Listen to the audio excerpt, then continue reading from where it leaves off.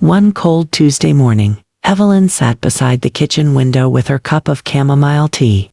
She squinted at the phone screen and dialed her son for the third time that week. "Daniel, sweetheart. Just calling to check in." Her voice trembled slightly. She waited, listening to the long ring until the automated message arrived. "This is Daniel. Leave a message." She sighed, placing the phone down carefully on the table. Daniel was a successful software engineer in Seattle, always running between deadlines, meetings, and projects. He loved his mother dearly, but somehow loving had turned into meaning to call. Meanwhile, her daughter Emily was raising 3 young children of her own in Dallas. She barely slept, let alone had time to visit. Evelyn didn't blame them. The modern world was fast, demanding, and exhausting. She simply wished she didn't feel so alone. That evening, as Evelyn walked to the mailbox, her foot caught on a raised crack in the driveway. She fell hard onto her knees, pain shooting through her hip. The world spun for a moment before she forced herself up, slowly limping back to the porch.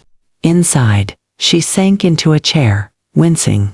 She pressed her hand to her hip and whispered to herself, "It's nothing, just a slip."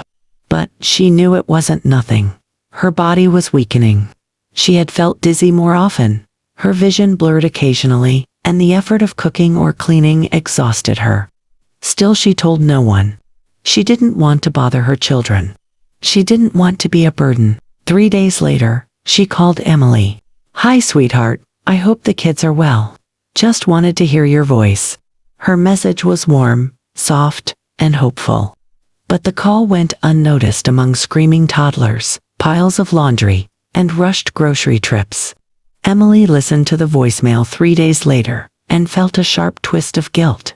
She promised herself she would call back, but the day slipped away again, swallowed by responsibilities. Thousands of miles apart, both children loved their mother. Yet neither realized how much she needed them. Evelyn's neighbor, Mrs. Graham, stopped by occasionally with soup or homemade bread. She was kind, cheerful, and talkative. One afternoon, when she saw Evelyn moving slowly with her hand pressed against her hip, she frowned. "Are you all right, dear?" "Just a little accident," Evelyn replied softly. Mrs. Graham's eyes softened with concern. "Did you tell your children?" "Oh no," she smiled weakly. "They're busy. I don't want to worry them." The older woman let out a breath.